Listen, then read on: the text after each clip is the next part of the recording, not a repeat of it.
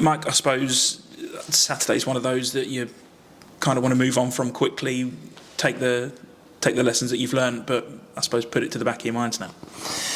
Well, I mean, I've said before, I think sometimes it's to the forefront, depending on how you deal with it. I think in this occasion, I feel as though in training yesterday we still had a lot of lads hurting, which has been rare. So, it's important for us to make sure that we channel that, and there's no point pretending it didn't hurt, because some of the lads, off the back of it, carry that weight of responsibility and feel as though it reflects on them, which for me it's my job to explain. It's not. It's a group, and actually when you look back at the game, everything that did go wrong, and uncharacteristic individual errors, which I'll never criticise people for, because we're all human, we do that.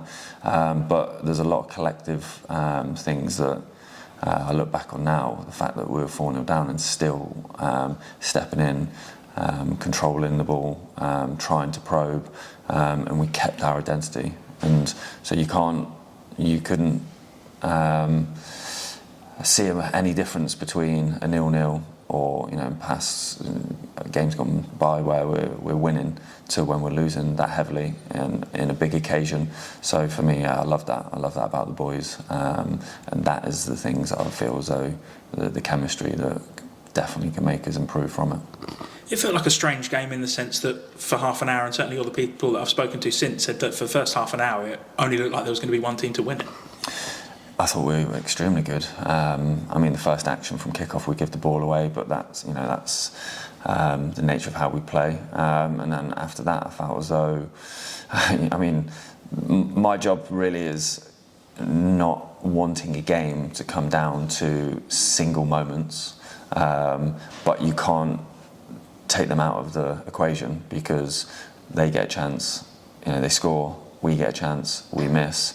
But for me, I can only judge the lads' intentionality and reaction to setbacks. And I thought, all of that, you can't take away the goals, and that's obviously the frustrating thing for fans. But I have to look at it like that, because we don't normally make those errors, and when I'm just looking at that blank canvas, you take it all out of it, then it's a very competitive game. And actually, we've probably dominated the majority of the first half, and the XG reflected it. Speaking to Alex Gilby afterwards, he said that away form was slightly worrying, because it's been 6 defeats out of 9 since the turn of the year. Is there anything that you put that down to? Well, that's been the topic of our conversations in-house. We've got to address that, and we will have certain areas that we want to focus on to try and change that, because of course it's not a freak, and we've got to make sure that every area we can improve. So we're looking at a few things. But we've got to make sure we're as dominant in terms of results away as we are at home. Well, just going to speak about the home form, because according to all the statistics, you're the best team at home in the division, and I suppose that's what you're striving towards, improving that away form, because then you inevitably be further up the table. Yeah, and it is. There's so many intangibles and variables that go into it, because you look at the boys, the way we play against Stockport, against obviously promotion chasing team live on Sky, and we played with such calmness and courage and bravery. So it's not a fact of the away fans intimidating us, and we can't get to grips with it. I feel as a lot of our away performances have been controlled. You look at Grimsby and Bradford, 2 very disappointing results, but the metrics went for us. So you've got to strip that back and find out why, and that's what we're endeavouring to do. I suppose that's the question on every manager's lips at all times, though, isn't it? Why? Of course, yeah. Everyone's looking for that. There's fundamentals that go into a successful team, but around the 1%ers, where everyone's looking for those marginal gains. I suppose it was a respite in your ear, having Max Dean back on the bench and then coming back on as well. Yes, so yeah, there's many positives, and Max being one of them. He's very influential for us, and he got through okay, trained well yesterday, another session today, so he's only going to get fitter and stronger and sharper, so yeah, that's a big boost for us. It is massive, isn't it? Psychologically, I suppose, as well, for certainly for the supporters as well, who've been desperate for him to come back almost as soon as he went out injured, but for the squad as well. Yeah, psychologically for the guys, having any of the boys back just adds that different dimension. Always talk about everyone bringing their personality and their mark, because we've not got one player the same. But also it's going to help with our metrics as well. When we have games that we need that extra special spark or someone to unlock something, we know Max has got that. And I suppose it's now just Jack Tucker, isn't it, really, who's left in the treatment room? Well, no, he's not in the treatment room now, so we've got... He trained yesterday, come through really well. We've got an in-house game today. So he's been out for a longer period than Max has, so we've just got to be careful. But yeah, he's a huge boost as well. On Jack, it's like you say, it's been a long time, hasn't it? How's he been coping mentally? Well, he's one of them where every time I've spoke to him, obviously he's had setbacks, and you can see on that day he's hurting, but he's just a consummate professional. He puts a face on. His habits are extremely good.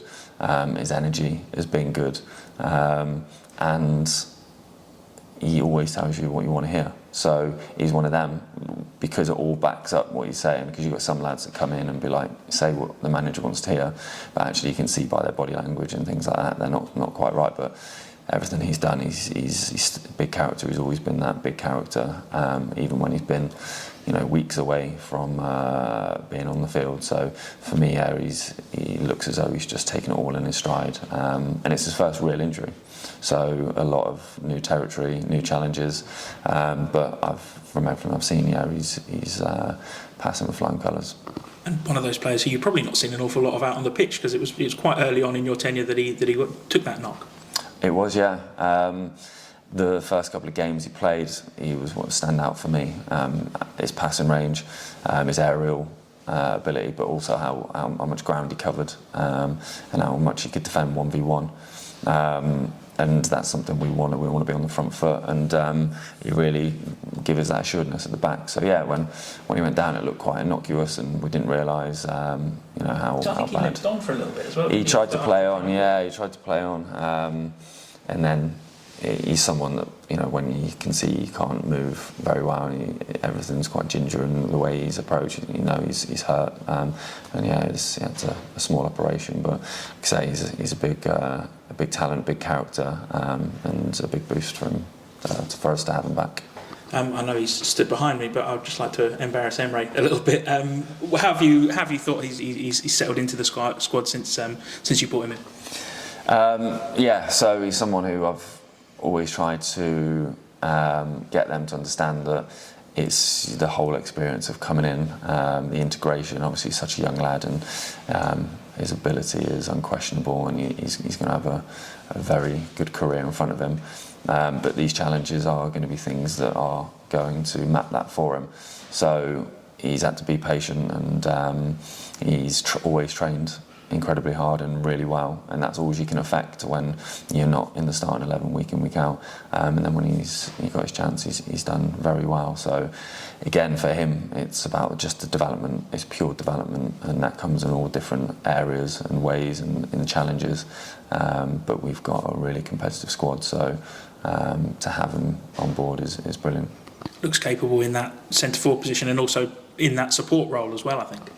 Yeah, so he's a big unit, and he can handle the physicality, which is good at such a young age. But also technically, he's very clean, and he's clever. He can create good scenarios out of bad ones, and that's a skill to have as well.